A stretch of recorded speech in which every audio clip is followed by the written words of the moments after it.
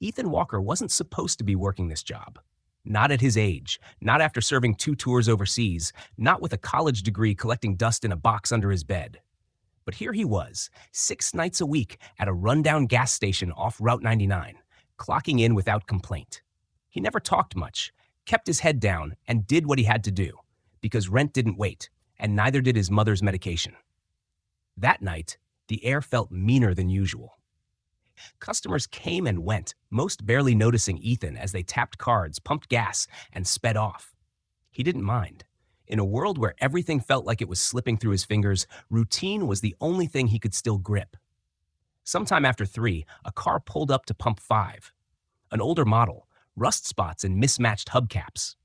The window creaked down and a woman's voice, thin and uncertain, asked for $10 worth of regular. Ethan nodded and keyed it in, not thinking twice. The woman, gray-haired, wearing an oversized coat, kept her eyes low as if even asking for help took effort. She fumbled with her purse while the pump clicked to life. A moment later, she paused. Her hands dug again, slower this time. Then she looked up, confusion replacing her earlier nervousness. She apologized softly, said she had forgotten her wallet, said she'd come back and pay, said she was terribly sorry. Ethan didn't answer right away. There were rules. Ones printed clearly in the handbook Rick Dalton, the manager, loved to wave around during his passive-aggressive lectures. No exceptions, no freebies, no bleeding heart charity. But this wasn't about rules. This was about a woman who looked like she hadn't had an easy day in years. Ethan reached into his own pocket and swiped his card without another word. He told her it was fine, that she could pay him back another time, if she wanted, or not. She looked like she might cry. She said thank you too many times. He told her to take care and stay warm. It wasn't some grand gesture. It wasn't a story he planned on retelling. He didn't even keep the receipt. But someone else saw it. Rick had been standing just inside the break room, arms crossed like always. Ethan hadn't noticed him until the woman drove away. Rick stepped out, voice sharp, asking if Ethan thought the gas station was his personal nonprofit. Ethan tried to explain. Said it was $10, said the lady looked like she needed help. Rick didn't care. Policy was policy. If Ethan wanted to play hero, he could do it on his own dime somewhere else. Rick said they'd talk after shift. Told him not to go anywhere. Ethan didn't. He finished mopping the floors, restocked the energy drinks, counted out the drawer. He thought about his mom and how the pills she needed were already overdue. Thought about the overdue electric bill. Thought about how the little apartment smelled like cleaning bleach and boiled cabbage in sickness. But most of all, he thought about whether doing the right thing had been stupid. When the clock hit 7, he walked into the back office. Rick was waiting, leaning against the filing cabinet like a man rehearsing a courtroom speech. He didn't raise his voice. He didn't need to. He said Ethan had broken trust, that he'd made a decision that affected inventory and liability. That he'd gone soft. Ethan said he'd cover the cost out of pocket, said he wasn't trying to break rules, said it felt like the right thing to do. Rick didn't blink. He handed Ethan a termination form. Said it was final. Ethan didn't argue.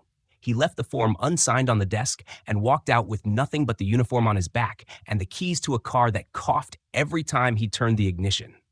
No one stopped him. No one said goodbye. The others on shift kept their eyes low, busying themselves with receipts and shelves. He drove home, windows fogged, thoughts heavy. The silence in the apartment wrapped around him like cement. His mother asked why he was back early. He told her there was a schedule change. He smiled, the kind of smile that didn't reach anywhere. Then he made her soup and sat beside her while the TV played static. That night, he didn't sleep. He lay awake counting bills in his head, calculating weeks he didn't have, trying to breathe past the weight pressing against his ribs. When the sun came up, it wasn't hope he felt, it was exhaustion. He dragged himself out of bed, still wearing the gas station shirt, and stared out the window at the street below. Then he saw it. A sleek black car parked outside, engine idling. The driver door opened, and a man in a suit stepped out, polished shoes landing on cracked pavement. He looked straight up at Ethan's window. And then he knocked. Ethan opened the door cautiously, unsure of what to expect. The man standing there didn't smile. He didn't introduce himself with some flashy title or sales pitch. He simply asked if Ethan was the one who'd helped an older woman at the gas station the day before. Ethan hesitated. The question was direct, almost clinical, like an interrogation. The man nodded when Ethan said yes. Then he said his name was Michael Bellamy. That name didn't mean anything to Ethan at first. But Michael continued speaking about a woman, a mother, a long drive in an old car, about how she'd come home the previous night in tears, talking about a stranger who treated her with dignity when she expected nothing. Ethan stayed quiet. He didn't know what this was supposed to be. Then Michael handed him a business card. Bellamy Energy, CEO. The font was clean, embossed, like everything else about him. Ethan blinked. The name clicked now. Bellamy Energy was everywhere. Billboards, TV ads, sponsorships, refinery lawsuits. And this guy was its face. Michael said he came in person because he believed in eye contact. Said words weren't enough when someone did something that reminded you the world hadn't rotted completely. Said his mother hadn't stopped talking about Ethan since she came home. Ethan didn't know what to say. He felt embarrassed. It had been a small act, barely worth remembering. But Michael kept going. He said the part that stayed with him wasn't just the kindness. It was what happened after. The fact that Ethan had been fired for it. Michael's tone shifted. He said that was the kind of world he hated, one where decency was punished and policy trumped humanity. Then he said something Ethan couldn't quite believe at first. He was planning to buy the gas station. Ethan almost laughed. He asked why. Why would a billionaire waste his time on a grimy little roadside pit stop? Michael answered calmly. He said power meant nothing if it wasn't used for course correction. Said he was tired of watching good people get chewed up by mediocre systems. And then he said Ethan would be going back, not as a clerk, but as the new manager. Ethan stood there in the doorway, trying to make sense of it. He asked if this was some kind of stunt, some PR move for cameras. Michael shook his head. He said no one knew he was here. There were no press releases, no hidden mics, just a promise to fix what had been done wrong. He added one last thing before walking away. He believed in momentum, that when someone does one good thing, it starts a chain reaction, but only if someone protects it from being crushed at the start. The car disappeared down the street before Ethan could process half of what had just happened. Later that morning, a call came from the district office. Not from Rick, not from corporate, but from a regional administrator who sounded like they'd just been handed orders from a higher floor they weren't allowed to question. Ethan was told to report to the gas station the next day. No further details, just a time and a name to check in with. He didn't sleep that night either, but for different reasons. His mother noticed the change, asked if something good had happened. Ethan told her he wasn't sure yet. When morning came, he ironed the old uniform, still wrinkled from the night he got fired. He walked into the station at 9 a.m. sharp. Rick was nowhere in sight. Neither were the snide glances or hushed laughter from the other employees. Instead, a corporate rep stood waiting. She looked serious but not unfriendly. She introduced herself, handed Ethan a packet, and said the ownership of the location had transferred overnight. Bellamy Energy now controlled the lease, and effective immediately, Ethan Walker was listed as general manager. The station fell into silence as employees began arriving one by one. Some blinked in confusion, others looked annoyed. A few murmured to each other. No one said anything to Ethan, not at first. He stepped into the office where Rick used to hold court. The smell of cheap cologne and burned coffee lingered. The chair was the same. The desk still had coffee rings, but everything else had shifted. By noon, the change was official. Ethan signed the paperwork with a pen that had the Bellamy logo etched on the side. A courier arrived with the new signage, company policy updates, and access codes. Ethan read everything twice. That evening, Michael called. Not his assistant. Not some proxy, Michael himself. He asked how it felt. Ethan said he wasn't sure yet, that it was a lot, that he wasn't ready. Michael told him no one ever was, but that wasn't the point. The point was to do the job like it mattered. Like people mattered. Ethan hung up, phone still in hand, and looked out the window of the office. The same pumps, the same traffic, the same fading paint. But everything was different now, and tomorrow would come fast. Ethan walked through the station the next morning as the new manager, but no one handed him a welcome card. The title had changed. The paperwork said so, but the looks hadn't. The same employees he'd once worked beside now kept their conversations short, their greetings colder, and their questions laced with challenge. The shift in power hadn't come with trust. It had come with silence. He didn't blame them. One week, he was behind the register stocking gum and checking IDs for beer. The next, he was sitting in the back office with the master key, answering to Bellamy's corporate branch. It felt sudden because it was. It wasn't a promotion earned by climbing rungs. It was a decision made in a moment of chaos, and chaos leaves bruises. There was no onboarding, no corporate training module. No one walked him through the HR database or the supply chain software. He was given a login and a new name badge and told to make it work. Rick was gone, but his shadow wasn't. His office was still half full. The whiteboard still had his notes scrawled across it, some of them smug reminders about punctuality and loss prevention. Ethan wiped it clean, but the air felt the same. Like judgment, like distrust. That first day dragged. Tasks piled up fast. There was an issue with the delivery log. The inventory count was 2 days off. The soda machine hadn't been cleaned in weeks. Ethan handled what he could, deferred what he couldn't, and smiled when needed. It didn't help. Not yet.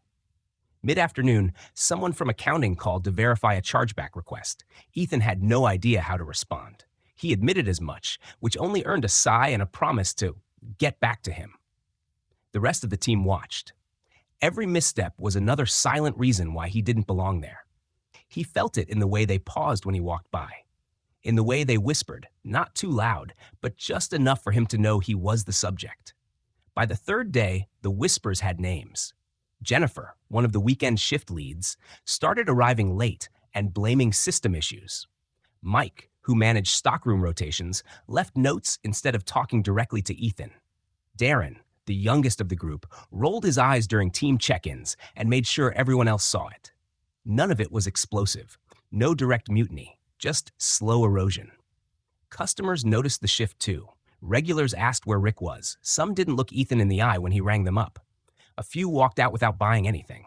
The vibe had changed, and people could feel it, even if they didn't know why. Then came the bulletin board. It appeared by the employee entrance, a corkboard no one had used in years. Suddenly, someone had tacked up an anonymous note, typed, neatly cut, taped down in all four corners. Some people don't earn respect. They inherit it from money. No one claimed it. No one removed it. Ethan stared at it for 5 minutes before taking it down himself. He didn't confront anyone, didn't start an inquisition. He threw the paper in the trash and kept going. But the message stuck. Michael called on Thursday night, asked how things were going. Ethan told him the truth, that the staff wasn't sold on him, that the customers were colder, that it felt like someone had handed him a broken car and expected him to race it. Michael listened. Then he said something Ethan wasn't expecting.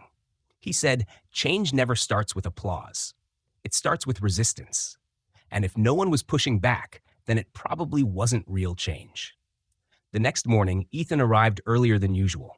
He stood outside the building for a full minute before unlocking the doors. No big speech, no rally, just a breath and a decision. He took the schedule and rewrote it himself. Sat down with the delivery rep to confirm orders instead of signing blind. Sent out a staff email outlining a new weekly rotation for cleaning duties. It was small stuff, but it was structure. At lunch, Jennifer ignored the message and clocked in 15 minutes late.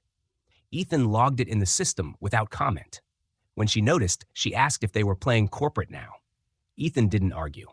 Just said the same rules would apply to everyone, including him. That night, he went home with a headache and a calendar full of tasks he didn't know how to do yet. But for the first time, the weight felt honest. Heavy, but his. The week ended without fanfare. No disaster, no breakthrough. But a shift. One of the younger cashiers, Brianna, college sophomore part-timer, left a sticky note on his desk before leaving. It read, "Thanks for not freaking out." It wasn't a compliment, not really, but it wasn't another dart in his back either. Ethan took it and tucked it into the corner of the monitor. Not a win, but a crack in the wall. And cracks let light in. It happened on a Wednesday, just after noon. The kind of slow hour where the register beeped maybe once every 15 minutes and the staff drifted into autopilot. Ethan was halfway through updating a maintenance log in the back when the buzz from the store intercom clicked. Brianna's voice was low and uncertain. There was a situation at pump 2. He walked out and saw the car before he saw the problem. Black SUV, tinted windows, fresh from a detail job. It had already pulled away from the pump, tires angled toward the exit. But the customer hadn't paid. The screen still showed a balance, $36 and change. Brianna explained it in a whisper. She'd been at the counter, but the guy never came inside. Just filled up and made to leave.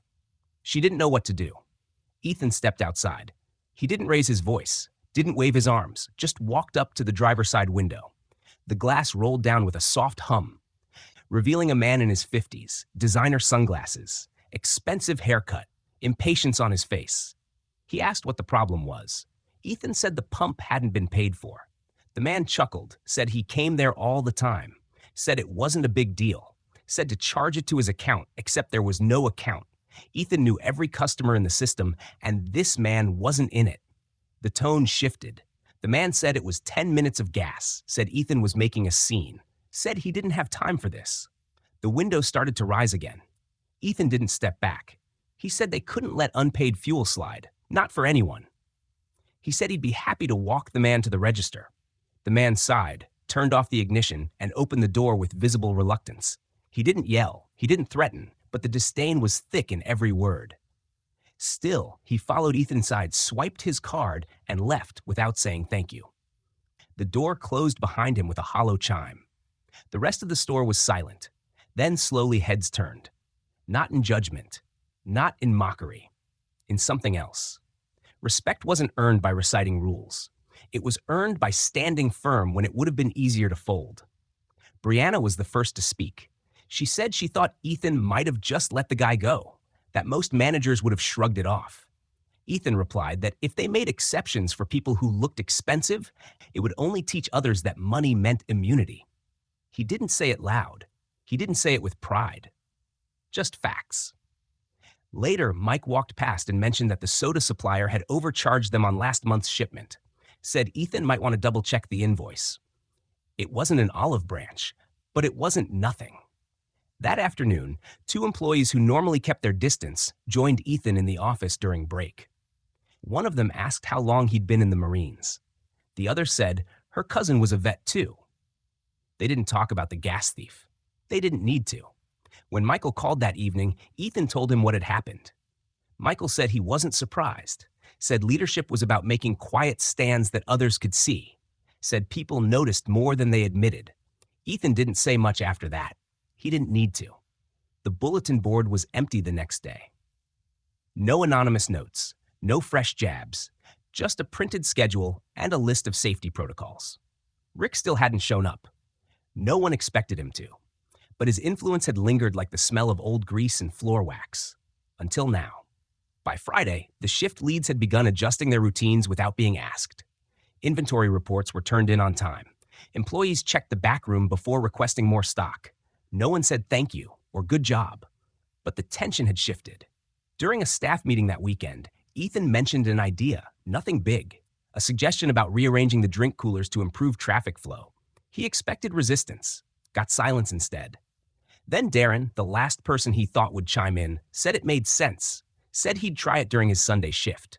Ethan nodded. That was it. No applause, no high fives. The next morning, someone had moved the coolers. No memo, no approval needed, just initiative. At closing, Ethan found a sticky note left on the office door, the same handwriting as the last one. Still watching. You're doing okay. He left it there. Didn't frame it, didn't quote it. Just let it sit. That night, he didn't think about policies or numbers. He thought about the silence that came after someone made the right choice and didn't need to explain why. That kind of silence didn't feel empty. It felt earned. It was after closing on a Monday when Michael showed up unannounced. No assistants, no driver, just him and a takeout bag that smelled like garlic and steak. Ethan was still in the office, finishing payroll and reviewing vendor emails. Michael knocked once, didn't wait for an answer, and walked in like he had every right to be there. He set the food down and said nothing for a few minutes. Ethan didn't ask why he was there. He figured billionaires didn't waste time with small talk unless they had a reason. Michael finally asked how the week had gone. Ethan said it was manageable.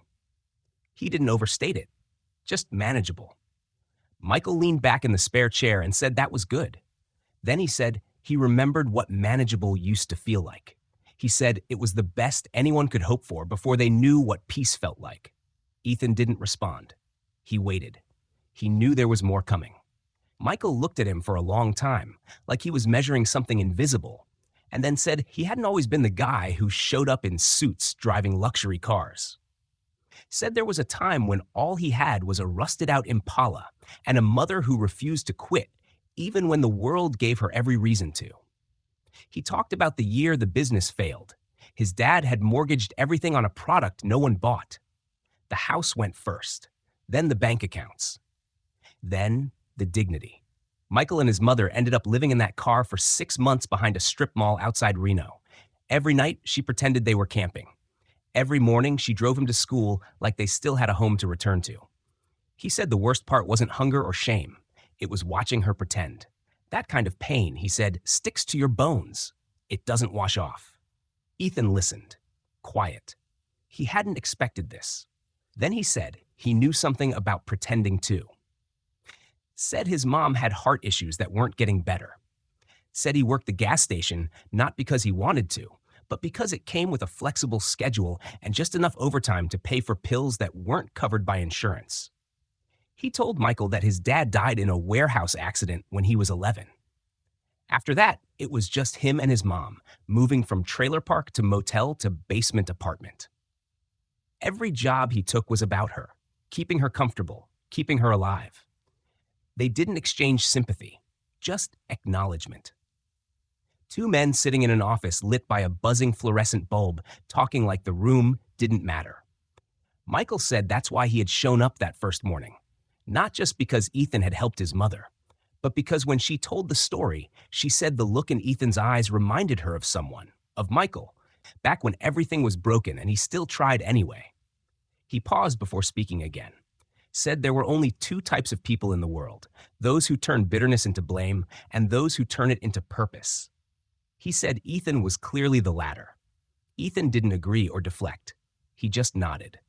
Then he asked something he hadn't dared before. Why him? Why not just give the old woman a reward, a donation, a thank you letter? Why buy a gas station? Michael smirked and said he didn't believe in one-time favors. He believed in momentum.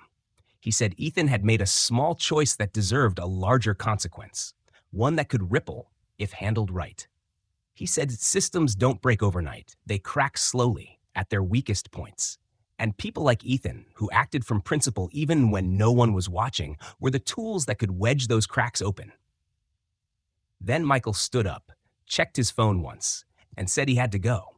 But before leaving, he told Ethan something he wouldn't forget. You're not running a gas station. You're running a test on yourself, on them, on what this place could become if someone gave a damn. He left without waiting for a response. Ethan sat there long after the taillights disappeared down the road. The food had gone cold, but he didn't mind. That night, he called his mom. She asked how work was. He told her it was hard. She said hard was fine, as long as it wasn't hopeless. He said it wasn't. Not anymore. When he hung up, he opened the notebook he kept under the desk drawer. It had started as a log of things to fix, equipment, supply issues, shift gaps. But that night, he turned to a fresh page and wrote down 3 new goals. 1. Launch a community support day once a month. 2. Find a way to partner with the local food bank. 3. Make this place somewhere people wanted to work, not just had to. Then he closed the book, locked the drawer, and shut off the lights. For the first time since he'd taken the job, he wasn't just surviving it. He was building something. The shift was slow, but the backlash wasn't. It started in whispers and rolled into something heavier. Rick Dalton didn't stay quiet. Word got around fast that the former manager had been ousted by some corporate shakeup, that the new guy, Ethan, had gotten the job not by climbing the ladder, but by getting lucky, getting noticed, getting saved. It wasn't true, but truth didn't slow gossip. Within a week, a local business blog ran a piece titled "Billionaire Buys Gas Station, PR Move or Power Grab." It included a quote from someone claiming to be close to the former staff, who said the whole thing reeked of optics. A few regular customers stopped showing up. One even shouted something about bootlicking Bellamy's money before peeling out of the parking lot. Ethan didn't react publicly. He didn't have a press team, and even if he did, he wasn't sure what they'd say. But the hit came from closer too. A neighboring hardware store started pulling their fleet accounts from the gas station.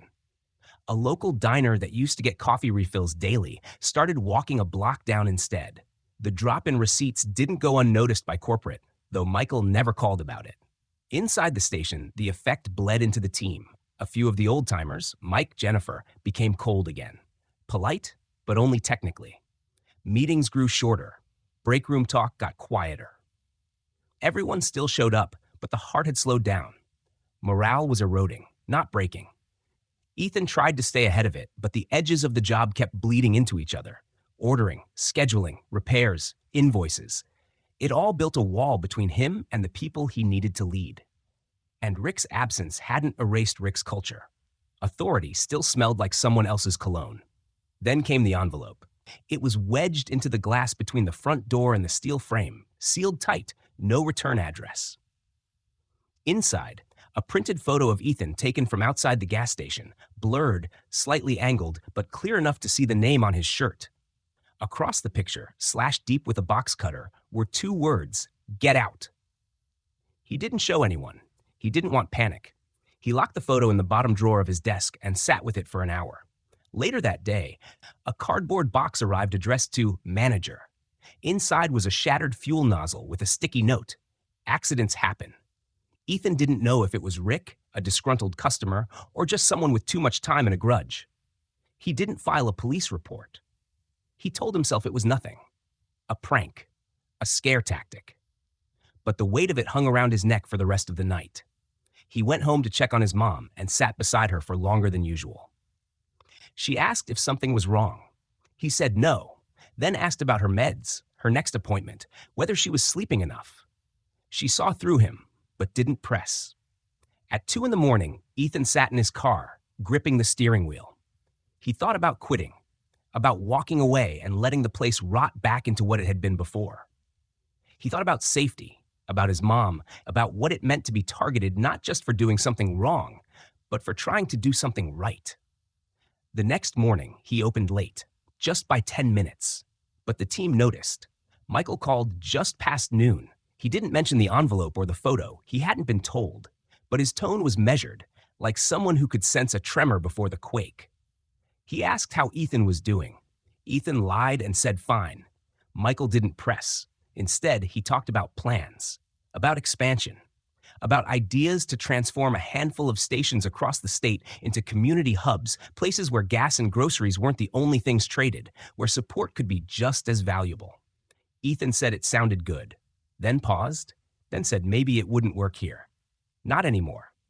Michael went quiet, then said one line. If they're fighting back, it means something's shifting. No one punches the wind. That stuck. The next morning, Ethan held a staff meeting. Nothing formal. Just him, standing at the front counter, coffee in hand, telling the team that, yeah, things were tense. That he knew people were watching, whispering, maybe even wishing it would all fall apart. But that didn't mean they had to fold. He said they weren't just selling gas. They were trying to build something that made sense in a world that rarely did. Most of them didn't respond. But they listened.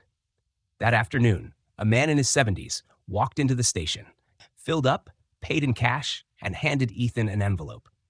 Inside was a short handwritten letter and a $20 bill. The letter said, I heard what you're trying to do. My daughter used to work here. Place nearly broke her. Do something better with it. Ethan pinned the letter to the back office wall. He didn't tell anyone about the photo in the drawer. But that night, he wrote a new note in his personal log. Keep going, no matter who's watching. Things didn't get easier overnight, but they stopped getting worse. Ethan kept showing up, and slowly, others began meeting him there. He started small, cleaned out the neglected corner by the air pump, set up a bench and a rack for free windshield wipes and tire pressure tips. He put up a handmade sign offering complimentary coffee refills to senior citizens. Then he reached out to a local food pantry, offered to host a donation bin near the register. Some customers raised eyebrows, others smiled. A few asked if the station had changed ownership. Ethan said it had, sort of. But the truth was more complicated. What had changed wasn't the name on the paperwork, it was the reason behind the place. Within 2 weeks, the donation bin was full. Someone brought a box of canned goods. Someone else left a stack of grocery gift cards. An old man started showing up every Thursday just to refill coffee and chat with the staff. He called the place the last honest station in town. Employees who once clocked in and out without eye contact began sticking around after shifts. Brianna helped design a community board where people could post job leads, lost dog flyers, or handwritten notes of encouragement. Jennifer, who used to challenge every memo, started mentoring new hires. Even Mike warmed up, offering to fix a leak in the break room sink without being asked. One afternoon, a school bus broke down outside the station. Ethan went out, offered the driver water, snacks, and a temporary spot in the lot until help arrived. The kids spilled into the shop, laughter echoing through the aisles. The next morning, the school principal emailed a thank you letter and a photo of the kids waving from the bus window. Ethan taped it to the wall beside the handwritten letter from the old man.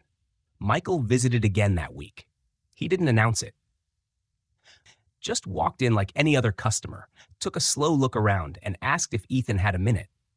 They stood in the corner of the store, beside the community board, watching a young mother pick out diapers while her toddler pointed excitedly at a basket of donated toys. Michael said he'd underestimated the place. Said the numbers were improving, sure, but it wasn't just about sales anymore. It was about energy, momentum. He said Ethan had done more than manage a store. He'd made it matter. Ethan didn't say much in return, just nodded. He didn't need praise. He needed results. And the results were showing. That evening, the team gathered for an impromptu staff meeting. No agenda, no printed schedules, just people in matching shirts and name tags, sitting in folding chairs and sharing stories. Someone brought cupcakes, someone else played music off a phone. It wasn't polished, it wasn't planned, but it felt right. Then, on a quiet Sunday morning, Ethan came in to find a new sign waiting outside the station. A wooden placard bolted to a clean metal frame, painted by hand. This station runs on kindness. There was no signature, no announcement, just the words. Ethan asked around, but no one claimed it. He left it up. Later that day, an elderly woman walked in. She looked familiar, but it took a second for him to recognize her. Nancy Miller. She smiled, handed him a small bag of homemade cookies, and said, "It took me a while, but I came back to settle my debt." Ethan told her the debt had been paid 100 times over. But she insisted, not with cash, with gratitude, with the promise that what he did mattered. As she left, she turned and said, "You didn't just help me that day. You reminded my son what it feels like to believe in something." Ethan stood there for a while after she left, holding the bag of cookies, watching traffic roll past the pumps. Later that evening, as he locked up, he walked to the back office, pulled open the drawer that still held the photograph with the blade marks. He stared at it one last time. Then he fed it into the shredder, piece by piece, until nothing remained. He replaced it with the thank you letter from the school, the sticky note from Brianna, the photo of the old man and his rescue dog. The community board was full now, not just with requests, but with responses, offers, hope. Before leaving for the night, Ethan added one more sign near the exit. Just 4 words, stenciled neatly on whiteboard paint. Fuel up, help out. That night, as he drove home, his mother called. She asked if he'd be home for dinner. He said yes. She asked how work was going. He thought for a second, then said, "It's starting to feel like mine." Because it was. Not just the building, not the pumps, not the title, but the purpose. And sometimes, all it takes is a quiet moment, a small kindness, and the courage to hold your ground when it matters. Because what starts as a single act can spark something larger. And in a world constantly running low on patience, empathy, and second chances, a place that runs on kindness isn't just rare, it's necessary. Thank you so much for taking the time to listen to today's story. We deeply appreciate your presence and attention. It means more than you know. This story wasn't just about a gas station or a single act of kindness. It was about standing up for what's right, even when no one's watching. It reminded us that small actions, when rooted in compassion, can ripple into something far greater than we ever imagined. Every person, no matter their circumstance, has the power to ignite change. And sometimes all it takes is courage and consistency. If you felt moved or inspired by this story, please consider supporting our channel. Simply hit the like button, and more importantly, leave us a comment letting us know which country you're watching from and what part of the story touched you the most. We love hearing your perspectives and stories too. It helps us grow and connect as a global community. And don't forget to subscribe so you won't miss the next meaningful journey we share together. Your support helps us keep telling stories that matter. Thank you again for being here.